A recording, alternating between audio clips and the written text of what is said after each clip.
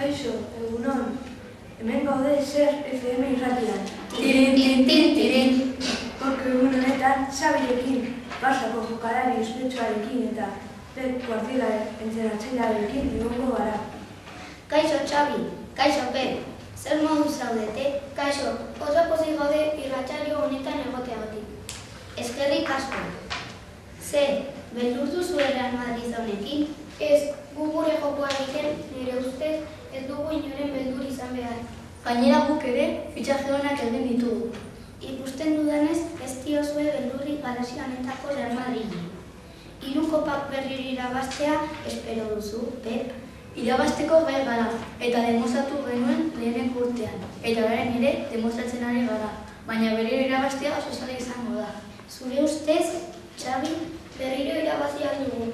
Pep, esan duen bezalaxe oso zaila da dena irabaztea, baina nik ere ez dut esaten ezinezkoa denik. Zer sentitu zenuten tripletea irabazi ondoren? Poz handia, ezin nuen sinisten. Eta zuk, Pep? Nik ere bai. Barça iritsi nintzenean ez nuen pentsatzen hori egitea. Baina azkar konturatu nintzen oso talde ona geneukala, eta egina genuela. Orain, abesti bat entzungo dugu. Pepe bere jokalaria konzentratzeko jartzen zien ura. I got a man with 2 left feet, and when he dances not to the beat, I really think that he should know that his rhythm's not go-go. I got a man with 2 left feet, and when he dances not to the beat, I really think that he should know that his rhythm. Pep, abesti horrekin motibatu zenituen zure jokalaria Champion finalean? Halaxe da, lehen esan duzun bezala, beti jatzen dien eta ongi kontzentratzen ziren. Partidu hartan oso ongi etorri zitzaien. Ez da gita bestearengatik edo zergatik izan zen, baina partidu osoena atera zitzaigun eta irabaztea lortu genuen.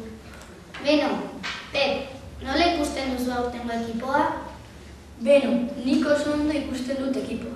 Kontzentratuta, aurten Real Madrila oso ekipo ona egin duela.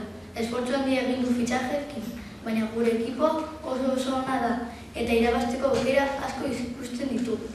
Eta nola ikusten duzu Sevilla, Xabi? Sevilla ere ez da atzean geratzen. Oso ekipo indartsua eta ona du, eta titulu hartzeko prest dagoela ikusten da, baina dena urtean zehar ikusiko da. Eskerrik asko. Zer moduz pasatu duzu SRFM? Oso ongi, espero dugu berriro gonbidatzea hona etortzera. Agur, Xabi eta Pep. Eta, noski, entzule guztioi. Hemendik ahortzen zaituztegu Zer FM-tik. Ongi izan eta birarte. Zer FM! Eta publizitatea hasi baino lehen, Guardiolak motibatu zien abestia jarriko dugu.